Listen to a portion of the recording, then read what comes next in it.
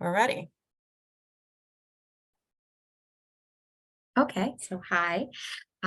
It's great to see all of you here, and I am thrilled to introduce our speaker tonight, Dr. Anthony Alston, who I know that if I accidentally mess up his title at this point, he has no problem in correcting me or simply saying, hey, maybe that involves, in an upgrade and whatever it is.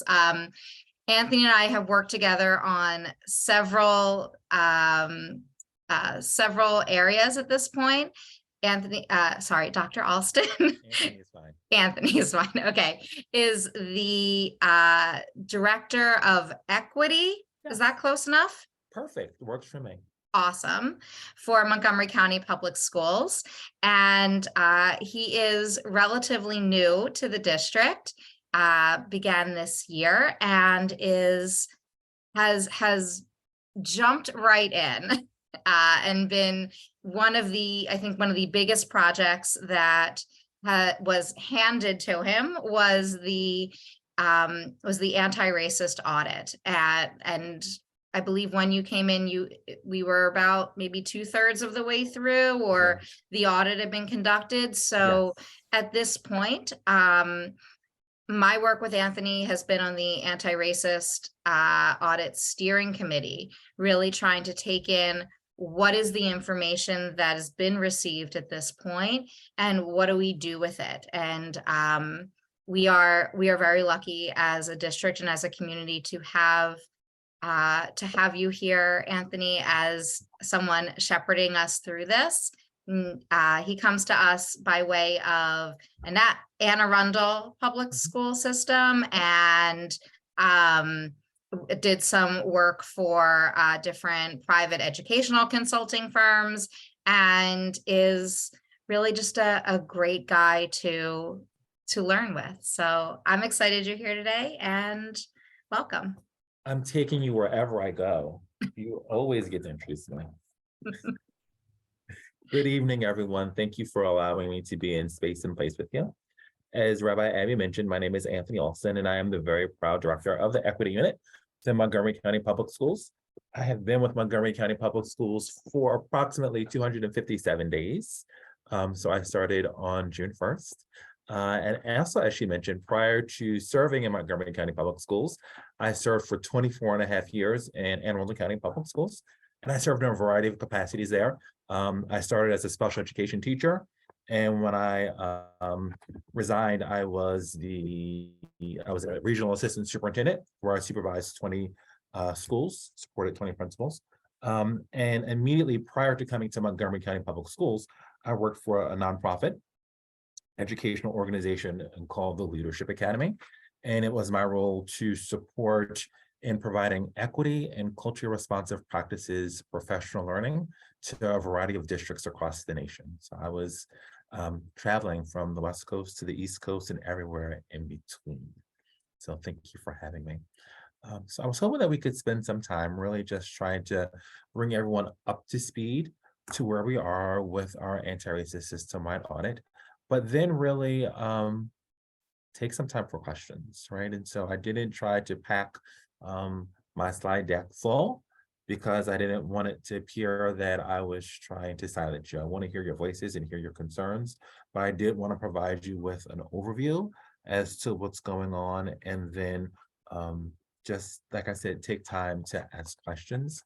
And I'm fine with questions either way. If you want to throw them in the chat, if you want to jump in and ask me, whatever works best for you, Rabbi Abby, and for you, Kate, works for me. I'm rather flexible when it comes to that. Okay. I'm going to go ahead and share my screen if that's okay, so I can share that.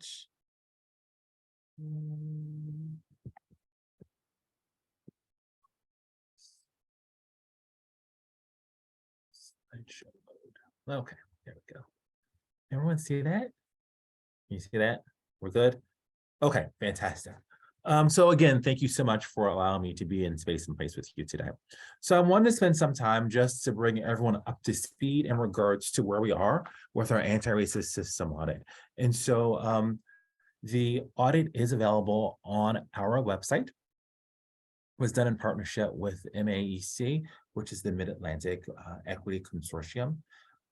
There are a couple of things on the website that you can utilize to support you. So the actual audit itself is about 503 pages long.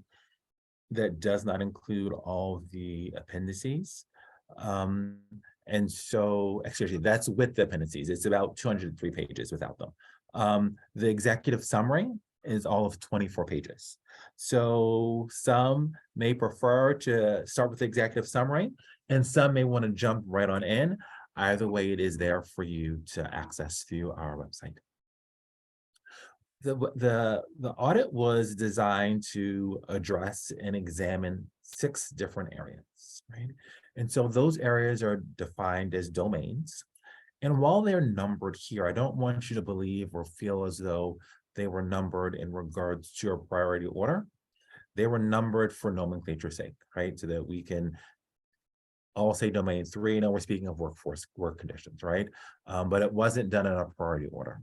But those 6 domains, as you can see, the first was looking at school culture. The second, we wanted to look at what does our workforce diversity look like within not just our schools, but across the district. What are the work conditions within our system? We wanted to take a look at our pre-K to 12 curriculum, further examine our community relations and engagement, as well as looking at equity of access for all individuals throughout our system. So you will see that this is the table of contents in our from the audit. So there are a couple of things I want to bring to your attention. First, the audit was conducted through a couple of different resources and ways, right? So first, we provided our partners with some documents for them to review. We provided documents for them to review. We also were able to provide opportunities for survey data to be collected. That survey data, there were 3 main groups that we conducted surveys with. We did surveys with all of our students, grades 4 through 12. We also collected survey data from our families and communities. There was the link that people were able to go on to participate in the survey. And we also collected stakeholder data from our employees, right? And so there's the employee survey data as well. So you will see here that what they ended up doing was providing us with 26 different observations, and those observations were broken down according to the different domains in which they examined, right? As they were looking at that, it was a closer look as to not just, as I mentioned, staff and students and families, but they also wanted to see how those practices, how our behaviors, how our policies had an impact through that racial lens, the lens of racial equity. From there, you will see that they also provided us with some recommendations. And in total, they gave us 23 domain-specific recommendations. Right? And so it's interesting to see that some of the recommendations actually overlap. So for example, if you look here, you will see that there were recommendations for observations 1.1, 1.2, 1.3, 1.4. But that same recommendation 1.1 also could be utilized in observation 2.4. So 2 being workforce diversity, observation number 4. It also addresses pieces in observation 4.2, 4.2 being pre-K to 12 curriculum, that second observation, as well as domain observation 5.2, 5.3, 5.4, 5.5. Domain 5 is community engagement. So many of the recommendations, yes, they were very much domain specific, but they also touched on multiple domains. In addition to those 23 domain-specific recommendations, they actually gave us an overarching theme, right? And so I'm going to condense the 203-page document into 3 themes for you, right? So the first theme that came out was that MCPS already follows many identified best practices, and has comprehensive policies to work towards racial equity. As someone new coming in that started June 1st, I read this and I actually kind of scratched my head like, really? Because I'm not seeing many of the things that they mentioned. And then I kept reading. And you look at that second theme. The policies and applications of best practices differ greatly across the district. In fact, it goes as far as to say that the system is currently fragmented. So in essence, what you see is, yes, there are some many best practices and some comprehensive policies, but they're not implemented throughout with consistency and fidelity throughout the district. So you see pockets of greatness. That last theme that came across was that MCPS experiences, across MCPS, experiences of community members vary greatly depending upon race and ethnicity. So that came out as well in the audit. In addition to those 23 cross-domain, they said there are, domain specific, they identified 5 additional recommendations. Those 5 additional recommendations they've identified as cross-domain recommendations. In essence, what they said is that you can really double down on any of the domain-specific recommendations, but until as a district you address these 5, nothing you do will be successful. So we've identified these 5 in essence as our framework for moving forward. So they said there needs to be a greater sense of coherence within the district when it comes to efforts. We've got to stop this fragmented piece of pockets of greatness.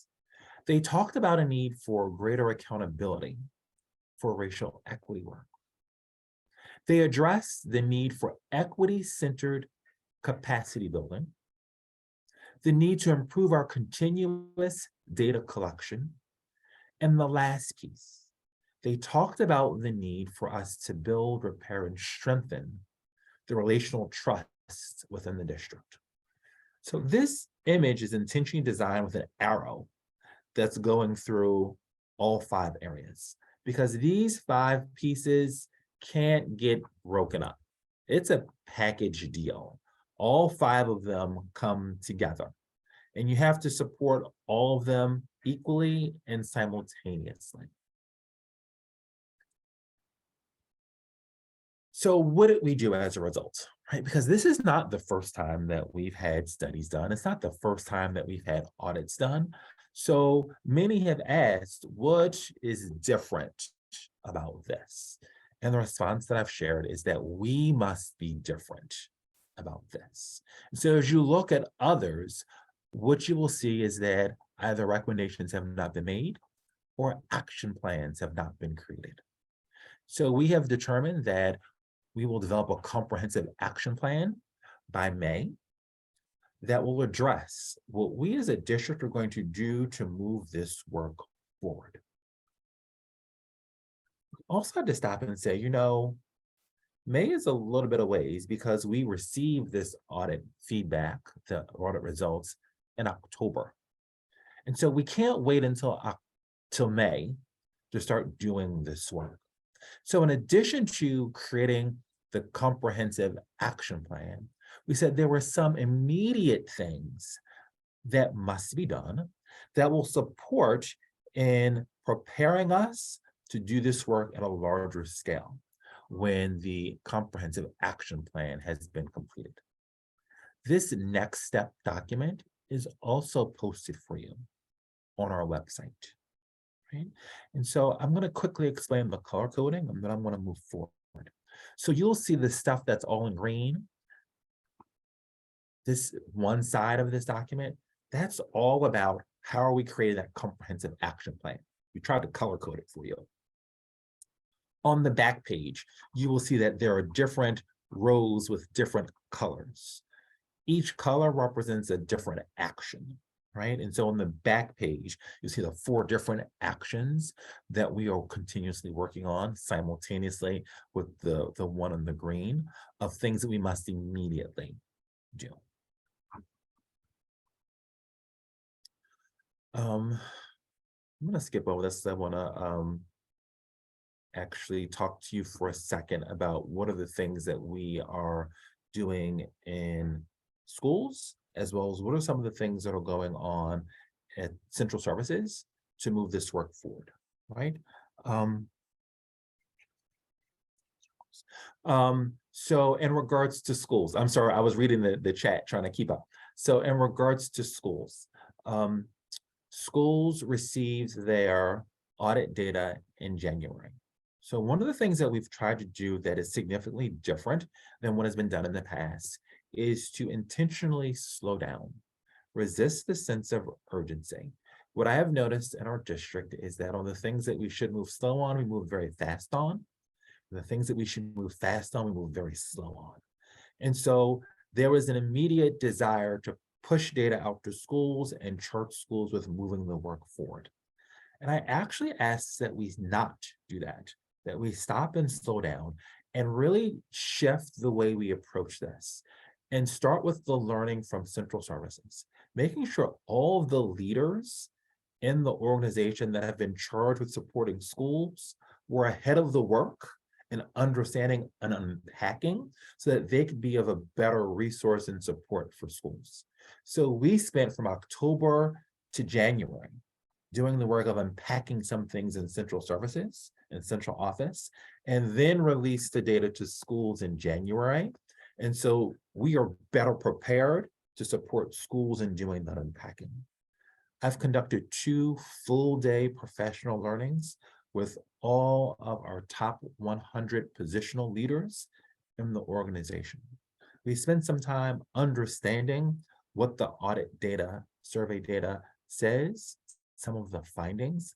We spent some time unpacking what it means to talk about race, understanding what do we as a district mean when we say anti-racist, and how does that look? Defining what an anti-racist leader is, and beginning to work at creating a comprehensive action plan. The schools.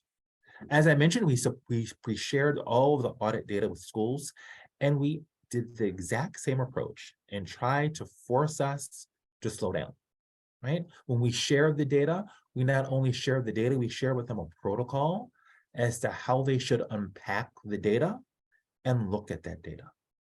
That is now our system-wide protocol that all schools use, all of our central office services, the entire county uses for all of our data. We gave schools 4 data sets. And I know you're saying, Anthony, doesn't make sense because you mentioned 3 data sets originally. There were 4 data sets that schools received. They received their student survey data, they received their family community survey data, and they received their staff survey data. Staff survey data was divided into 2 different groups. There was classroom teachers, those who are teachers of record, and support staff. When we talk about our student survey data, schools received that disaggregated by race in addition to aggregate. And when they looked at the aggregate, they were able to compare their specific school results to other schools in their grade band. So let's say you're an elementary school, Gaithersburg Elementary School, you saw your survey data compared to all other elementary schools in the district. Let's say you're in middle school, however, your child attends Baker Middle School. When Baker looks at their data, they see their data, and their data is compared to all other secondary schools. So all other middle and high schools were combined to look at that data. When we look at the parent community data, that data was compared to school data to the entire county. It wasn't broken out by level, right? So it was Sligo Creek Middle School compared to all the other survey data that came from families and community for the entire district. For the staff survey data, both the teacher survey data, I'm sorry for the background noise. I'm at my son's basketball. Oh, you can't hear it? Okay, perfect. I won't tell you where I am. I'm at my son's basketball game in the side room. I didn't want to miss too much of the game, so I figured I'd be in the school in the back corner. So for the staff survey data, that data did not go to schools at a disaggregated level, and that was intentional. We have it disaggregated, and they're going to receive it disaggregated, but they did not originally get it disaggregated, and here's why. We recognize that in many of our schools, there are 2 persons of color. And the intent is that as they're using the survey data, that they are unpacking it with their staff.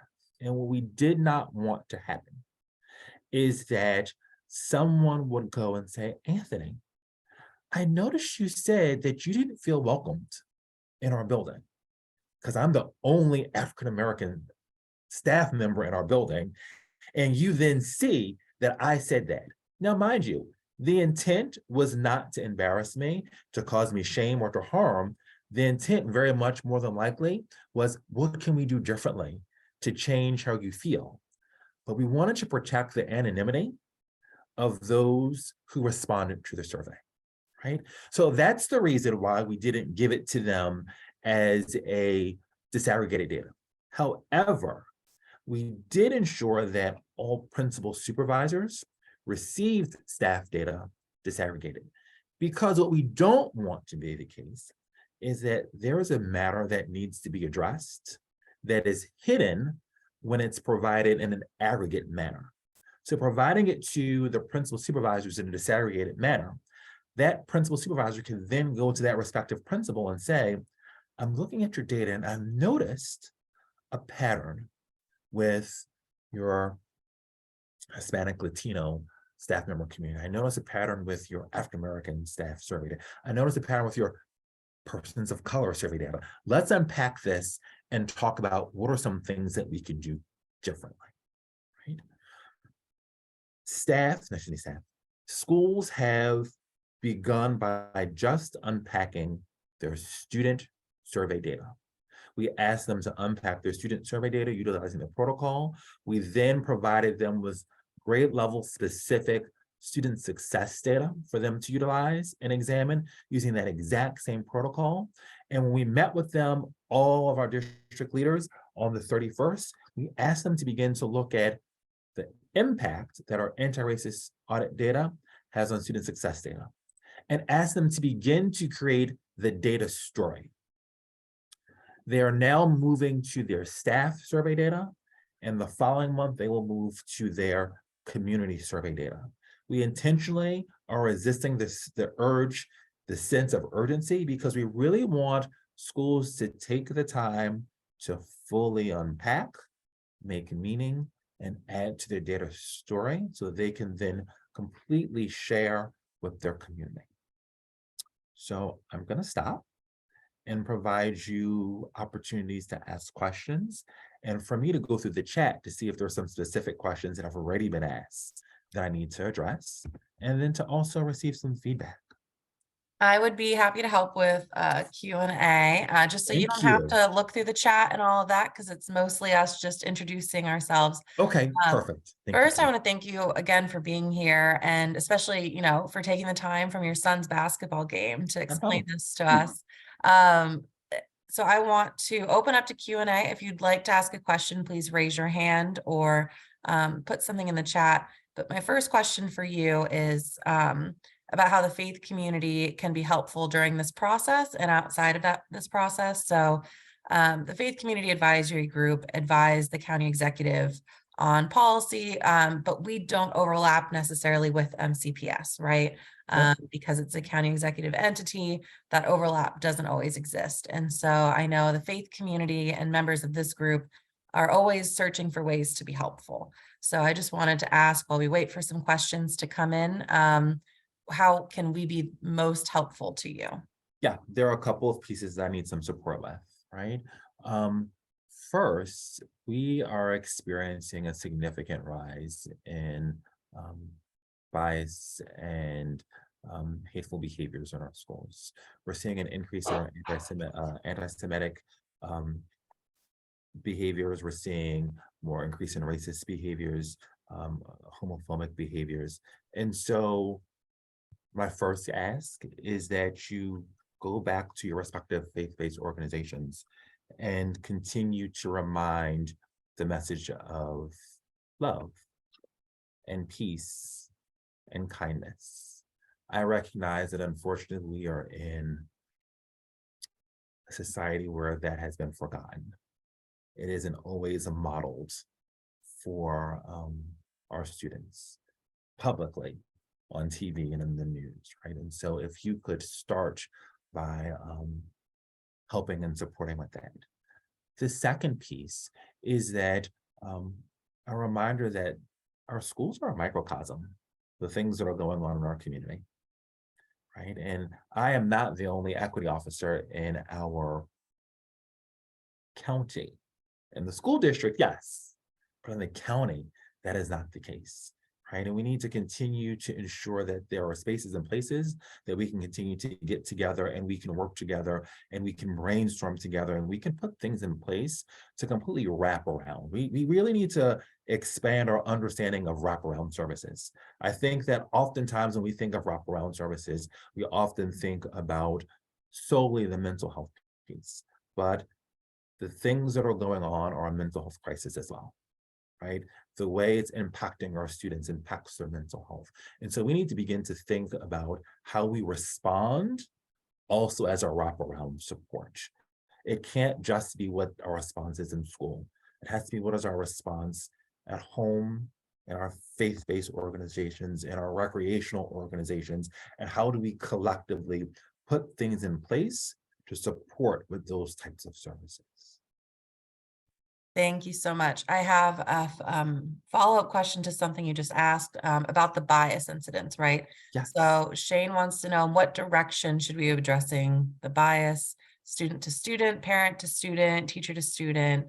What are some ways that we can better help in addressing these biases? So we're seeing all of the above that you mentioned, student to student, parent to teacher, teacher to parent, parent to child, like teacher to child, teacher to teacher, any permeation of those three that you want to imagine, we're seeing it, we're experiencing it, and we're trying to respond to it, right? And so in regards to supports that you can do, right? So engage in the conversations with your child about why those are hate bias acts. Engage in conversations with the children that attend your respective homes of worship, right? So that they understand. Continue to take advantage of the opportunity to speak from the pulpit in regards to the fact that these acts of hate and bias are not okay.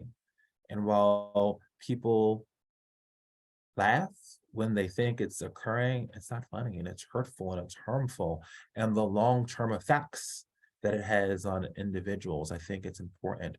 I think we must continue to communicate that. And we need to also make sure students realize that they're not alone in this. And so if they have witnessed, if they have experienced, they need to say something. If you see something, say something. And I think it's important that we not only communicate that, but we model that, right? If we're around someone and we hear them say something, that we call it out, that we name it, we identify it for what it is, and we share the impact that it has. Thank you. So quick reminder to folks, feel free to raise your hand if you'd like to say your question out loud. Feel free to put questions in the chat and feel free to personally message me questions as well. We want to make sure this is a safe space. So if you have any questions, we want to make sure that you have the ability to ask them, even if you don't necessarily want your name attached. But so the first question I'm going to ask from the chat is, who were the respondents to the survey and how did you get this data? Yes, so the respondents to the survey data. So for students, what happened is, again, this was all students grades 4 through 12. Schools provided identified space and place for students to come through the computer lab, or they utilized their Chromebooks on the mobile carts, and they allowed students to participate and take the survey. In regards to the community, that kind of was the blast. I'm sure you got tired of hearing Chris Cram emailing you and texting you and calling you, reminding you that if you have not taken the survey, please take the survey, right? So that's how it was communicated. Also through respective school newsletters and school communications. It was a combination of top and bottom, right? How do we come right from the schools, and you hear it from the schools, and how do you hear from the district as well, hoping that we would meet somewhere in the middle, right? In regards to staff members. It also went out like in their weekly newsletters that they sent to staff, but many principals also carved out time in their day for like in lieu of a meeting, in lieu of a faculty meeting. I'm asking everyone to either join us in the computer lab, or you take this time in your own respective room to log onto your computer and participate in the staff survey. And so that's how those survey platforms were sent out, and how we tried to garner feedback from those. Thank you so much. All right, So many of you Reverend. smiling and nodding when I said Chris Cram, sending it out too. I know Chris Cram, and Chris Cram has been somebody I've reached out to and interacted with a lot, and I adore Yeah. him. I miss him. He's been really busy with this survey, so I haven't talked to Yes. him as much recently. Reverend Murray, would you like to unmute and ask your question? Thank you. Good evening. This is just, I mean, wording is extremely important, the use of words. And I'm not exactly convinced that folks know what they are for. Anti-racist is against racism, but what am I for?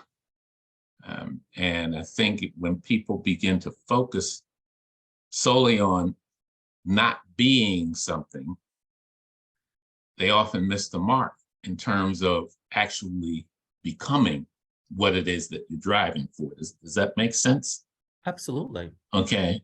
So I guess my question is, has there been any consideration, not right now, of course, you got all of this going on, but at some point, clarifying or giving a different, I guess, title to what it is that you're trying to get people to become.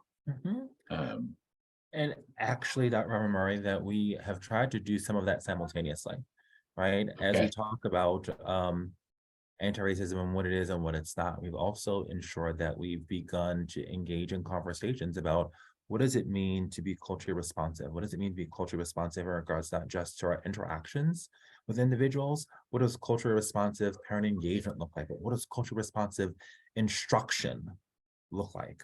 And so we've tried to think of it as our right foot and our left foot, right? And so as you're walking, you know, it's a combination and altering of your right and your left. And so, yes, we are naming and talking about and identifying the fact that we must be anti-racist leaders. We must be anti-racist in our actions, but we also must be culturally responsive in our actions and be culturally responsive as leaders. And so providing all of our leaders, school-based leaders, central service leaders, with an understanding of what it means to be both and how the two marry together and are intertwined. But thank you for naming that.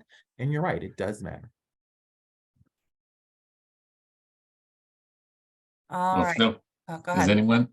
I have one other quickie. Sure. Has there been any kind of a push to measure the level of depression amongst the student body? Because a lot of the behaviors that you see sometimes have to do with a kid being depressed. And, you know, during the lockdown and locked out, there are a lot of issues that cropped up, depression being one. And so I guess I was wondering if you all have looked at coming up with some kind of a measure or an approximation of the level of depression. To my knowledge, we have not. Okay. While there are trained staff members who have the ability to look at some scales and ask some questions to look at what those indicators are. We don't also have individuals at our schools every day who are licensed to make that diagnosis, right? And so Okay. our school health staff is always looking at screening as they engage and talk and communicate with students as they come in. Our guidance counselors, our social workers, our school psychologists, as they engage, they do try to do some of those screenings and refer families to additional resources and services and supports. But I agree that a lot is a matter and a manifestation and a result of just the trauma that the pandemic has caused. I don't think oftentimes or widely spread enough that we think of the pandemic as trauma. But when you think Mhm. of the fact that so many of our students, it was for many students, I'm going to parallel it to a loss, a death, right? And so you Right. think about the fact that they went to school one day and that was it. It was literally ripped from underneath them. The structures, the routines, the patterns, the friends. And the sad part is that we were all Sad doing puppy. it simultaneously. And no one truly understood how to support because we also were dealing and grappling with the same thing. And so I think what you named is very much important and so true. And I think why I read a research study that the number of prescriptions for antidepressants has increased. I Mhm. forget the number. I don't want to misquote, but has increased dramatically, significantly, statistically significant. Right. Yeah. Because people are just trying to cope with the trauma that the pandemic has caused. Thank you. I have a similar question or a related question in the chat from Daisy. Do you think that the pandemic exacerbated racial tensions within schools? Absolutely. I think that there's something to be said when we are forced into isolation, right? And our interactions with others are limited. And so I absolutely do believe that it has played a role, the percentage of the role, the significance of the role. I don't know that I'm speaking of Anthony personally, my own personal beliefs, but I do believe that it is absolutely played a role. All right, another question for you, related to the data itself. Somebody wants to know how the fragmentation manifested itself in the data. Can you speak to that? Absolutely. And so I think what is our strength is also our weakness. Having 210 schools, having over 161,000 students adds to the variance. I think the pandemic has not helped in a variety of ways, right? And so we went from a different level of accountability in different areas, and we've shifted that accountability to different areas. So for example, once the pandemic hit, the shift of accountability was then about how are we ensuring that we have contact tracing? How are we ensuring that everyone has devices and supports? How are we ensuring that students got fed? And all very important things, right? But our focus swung and we became very technical in nature in regards to the things that were needed for survival. When we're talking about our pursuit of being anti-racist, our pursuit in being more culturally responsive, those are adaptive challenges that we must face, right? And we did a full pendulum swing because we were forced to live, function, and move in this technical world.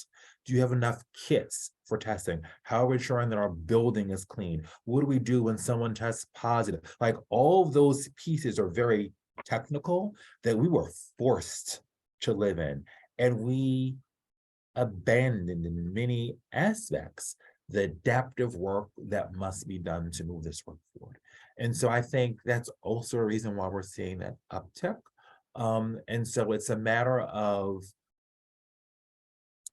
going back to the pendulum being in the middle. And so when we've lost focus, I think that provides for that fragmentation. When we have such a large number of schools, that aids in the fragmentation. And it also, when you look at what accountability looks like, right? And how different schools are held accountable by different individuals, there's variation in that. So we have to make some adjustments to that as well. Before I ask Rabbi Abby her question, I have one in the chat that is also sort of related. How has socioeconomic segregation impacted responses and equity in MCPS? Mhm. And so a lot of that comes out in domain 6 with equity of access, right? And so when you look at our survey responses, while many things were done to try to reach the masses, we did not necessarily hear from the voices that we needed to hear from, right? As you look at the breakdown as to who we heard from, right, it's disproportionate to what our enrollment and demographics look like, right? And so was a good faith effort done? I believe it was. I wasn't here, but I believe it was done. Could we have done better? Absolutely. Does the survey data accurately reflect our demographics? No. I think there are a couple of other pieces that go into factor with that. Is that when we look at things as a district, disaggregated by race, we look at the 7 racial ethnic groups that have been identified, the federal 7 racial ethnic groups, right? When you look at our survey data, what you will notice is that parents, students, faculty members, staff members were provided more than just those 7, right? That's a wonderful thing, right? But it also causes some misalignment and misconnections. It's wonderful because there are opportunities for people who possibly did not see themselves in those 7 that forced themselves to fit. They potentially had an opportunity to see where themselves, where they feel they belong, and identify that option. So that impacted how our data, our numbers spread out, because it's possible that because we didn't force the 7 and we provided options, people who normally would have been in this group now place themselves in this group, right? And so that impacted it. And the second thing is that we didn't force the issue of identifying yourself racially or ethnically. So there's a large percentage of individuals who chose not to respond to that particular piece. And so that also impacts, but I do not believe that even if you factor those pieces in, that our responses are an accurate reflection of our demographics. Thank you. All right, so I have 6 questions in the chat, and we have about 12 minutes left. So I'm going to pass it off to Rabbi Abby, and then we'll work through these 6, and then we'll try to get through as many additional as we can. Absolutely. I'm actually going to pass. Okay. I've asked many questions, so I'd love to have others have the opportunity. Thank you. We can circle back. I forgot. So the first question I want to get to is, do you see a role for entrepreneurs and business leaders in addressing some of the insights that surfaced during the audit? Absolutely. So I think what must be different is that we all see our role and our place in doing this work, right? It's not an isolated for a particular group or certain individuals. This is the work that we all must find ourselves in, that we all must collaboratively work arm in arm to address. And so, yes, it's entrepreneurs. Yes, it's our small business. Yes, it's our faith base. Yes, it's our corporate America. Yes, it's our central services. Yes, it's every single home of 161,000+ individuals, right? We cannot relegate this work to a specific group. It's the work that we collectively do. Will the district pursue any anti-bias education with parents or mandatory age-appropriate anti-bias training for students and teachers? So yes, and yes. So we currently have incorporated within social studies curriculum, there is that ongoing theme of hate and bias. And so we're looking at how do we pull that out and have it have a stronger presence. And that's part of that audit survey data when we talk about our pre-K-12 curriculum. We are making some shifts in regards to professional learning for our staff members. It has to be more than just the compliance training that we do, right? And so is it important to have the compliance training? Yes, it is very much important to have the compliance training for our employees, because what our compliance training allows us to do is that when someone makes a poor decision, they can't plead, I didn't know, I couldn't say that, I couldn't do that. So that's what the compliance is. Compliance allows us to ensure and pursue progressive discipline, right? To take appropriate consequences and actions, right? But that compliance training oftentimes is people go through on their own, they do the click, click, click through the computer, and you certify that you've taken it.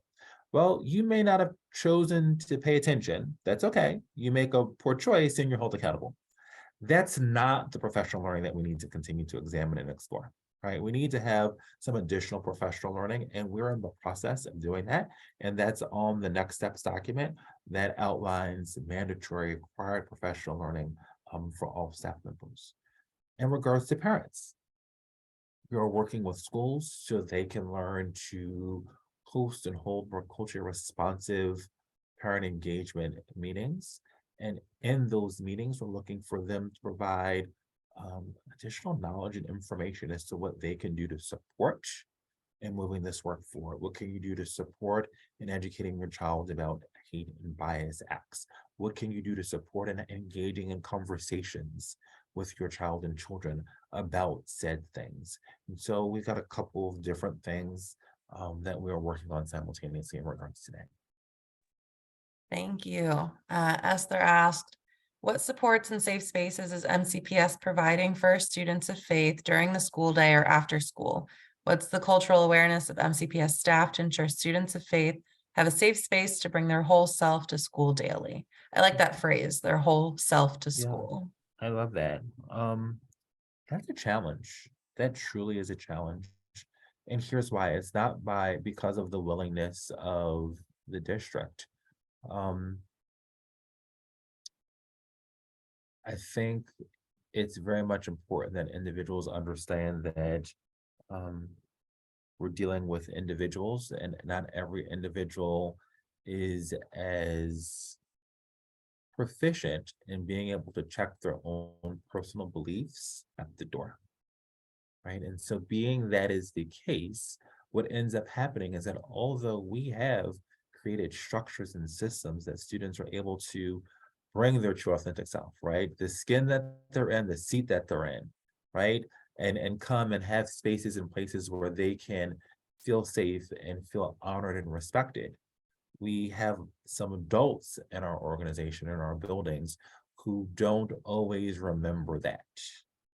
And oftentimes those are the adults who are offending and prohibiting some of those things from happening. And so that's why it's very much important that if that does occur, that students have a person or they share with their loved, caring person at home that can report it so that those things can be addressed and fixed, because those oftentimes, the ones that have been charged with supporting and protecting at times are the ones who are creating those barriers. Thank you. Esther asked a second question. What opportunities or positions are available at MCPS for faith-based leaders to support MCPS students in the faith community to receive real-time support from their faith leaders during mental health crisis or needs? Absolutely. So we are always looking for how can we partner, how can we support our students in providing those wraparound services, right? And in some pieces, it's a matter of we need supports in just education, right? As we engage and move this work forward, some of the behaviors that we're seeing are in response to a lack of understanding and education. So there are opportunities where we need some of our faith-based partners to support in educating so people understand some of the cultures of the religion, some of the beliefs, and why students are doing certain things, and why it's very much important that you understand so that you can honor and respect and give that student the opportunity to feel safe so that they can worship as they need to worship during the school day, right? And participate in that. And so it's just a matter of if you're willing and able, we can always find opportunities, spaces, and places, whether it be for education, whether it be to volunteering, whatever it might be. Help is needed. Thank you. Samira asked, during the Board of Education last meeting, they announced that mental health workers were not MCPS staff. Are you able to tell us which agency they do represent? Is this HHS or private agencies? So good question. I don't know all of them, but I can find out. But I do know that what we have done is that because the need is so great, there are multiple MOUs with a variety of different agencies that are then contracted to support, right? Some of those contracting are funded through us, some through grants, some through Department of Health, right? There are multiple ones, but I can find out all the different ones, but no, I do not know. I couldn't. I wouldn't be telling you the truth. Thanks for your honesty. Oh, you'll always, I'm a straight shooter. I'm going to try to work through, because we only have 4 minutes left, the questions that I do have, and then we'll see if we have time for other questions. One question I have is, if I could ask if MCPS considers whether only anti-racist focus is applying to our differences, to Mr. Murray's point that words matter, and we also need to be keeping in mind anti-Semitism, ableism, homophobia, etc. So perhaps calling out only racism is only triggering a backlash. How can we work on better behavior overall? And emails to students to be better aren't working. Can we return to school assemblies as a way to address these situations? Yes. So it was decided that this particular audit would be an anti-racist audit, right?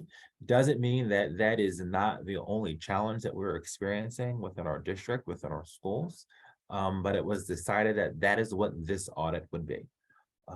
I think that although that this is an audit that looks at anti-racism, I think that there are things that we can learn from the audit that we can apply to other areas, right? That we can apply to how are we supporting religious beliefs so that students are not being persecuted and harmed physically, emotionally, spiritually, mentally, by acts? How can we garner information so our transgender and our LGBTQ community, student community is not harmed physically, mentally, emotionally by acts, right? So I think there are pieces that we can learn and transfer over, but I recognize the fact that there are other isms that exist within our district and are causing harm to our students. And just because this one was elevated does not negate the need for us to focus and ensure that we are addressing some of the other ones as well simultaneously. Thank you. So is there a mechanism in place to ensure that mental health contractors are culturally competent? That is a good question as to what additional training is done for our mental health providers that are contracted. I know that there's usually language that it's incorporated in the MOU, but I'm not sure. I do not believe that there is additional training that we go through with them, but I'm writing it down. So we are almost completely out of time. There are a lot of comments that are really powerful in our chat and a couple of resources people wanted to share. So I'm going to encourage everybody to look through that. And I'm going to ask Abby to ask our final question. So we can let Dr. Anthony get back to his son's football or basketball game. Yes, and if you also want to send me the questions in the chat that I didn't get to, I can try to hammer those out and respond to you with those as well. So I've read the summary several times. I think this is like the third or fourth time I've heard you talk about it. So I read, and there are a couple other people on this call, Melissa McKenna, I know you've heard this a few times too, with the Black and Brown Coalition. Next time you guys want to co-facilitate with me. No. But there are, something new pops up each time. And I'm always curious about the questions that are asked and the questions that aren't asked. And I'm wondering, as we go forward and as we think as faith communities, and this group is representing a very wide variety of faith communities, as well as different racial, cultural, ethno-religious groups within Montgomery County. What can we be doing to understand basic terms that are used in the audit? Equity is thrown around a lot. And as Reverend Murray said, words matter. And how are we understanding that? How are we understanding that as a diverse community? How are we understanding that as people who have had a multitude of experiences, whether in this school system or in others and in life? And how are we understanding that, especially through our faith communities coming in as at what point our families and our grandparents, ancestors arrived in this country?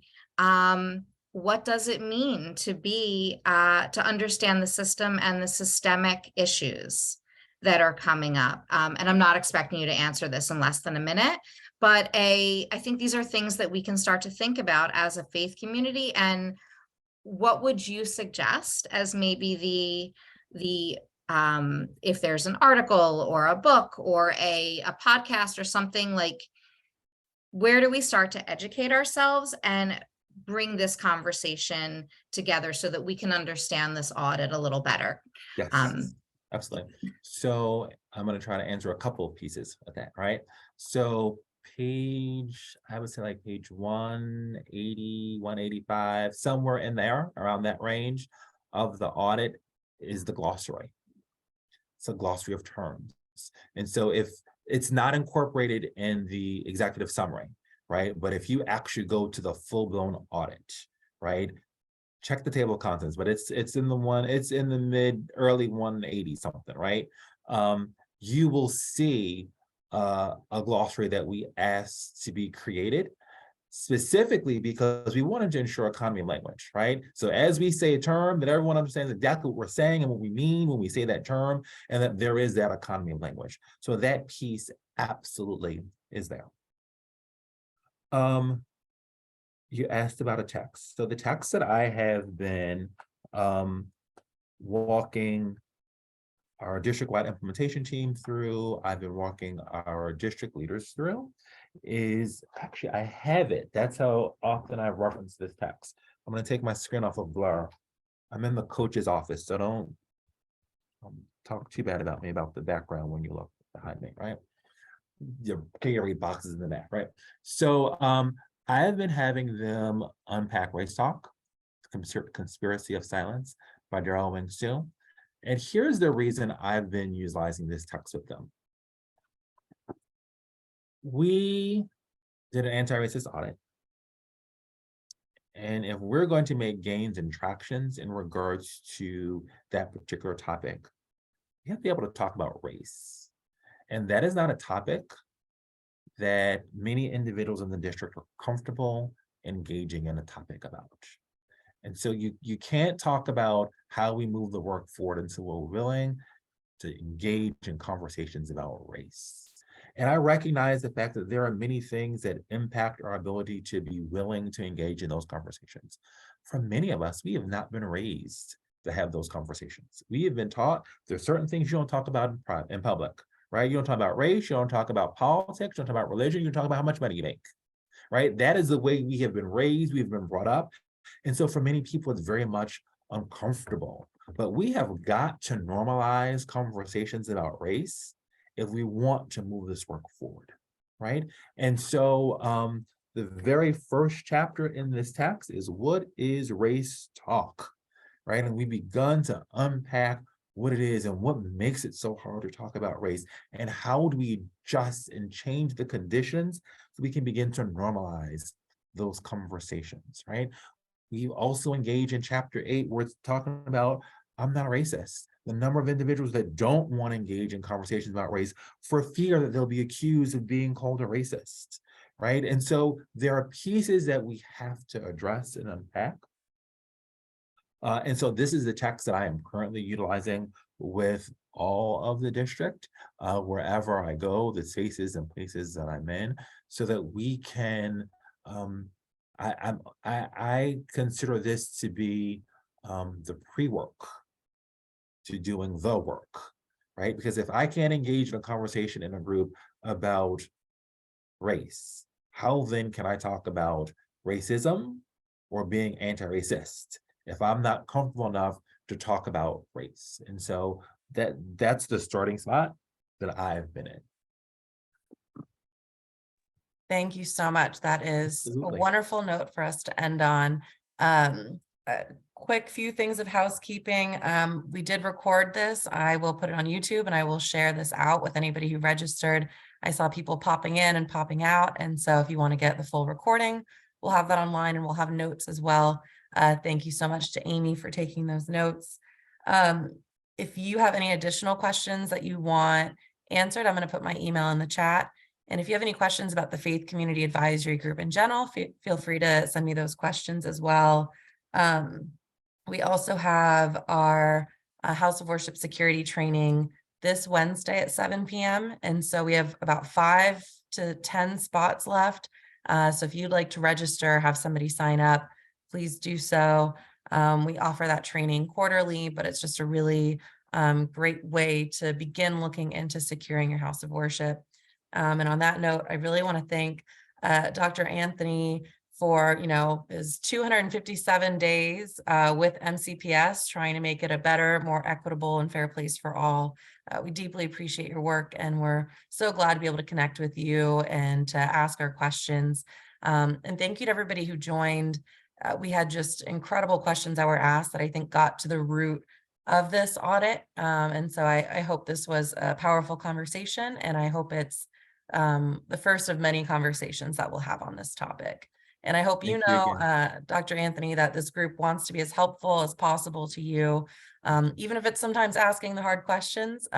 You have a powerful faith community here in Montgomery County that are willing and able to help in any way they can to improve the quality of lives of our students. So thank you so much for being here. Thank you for the opportunity. I greatly appreciate it.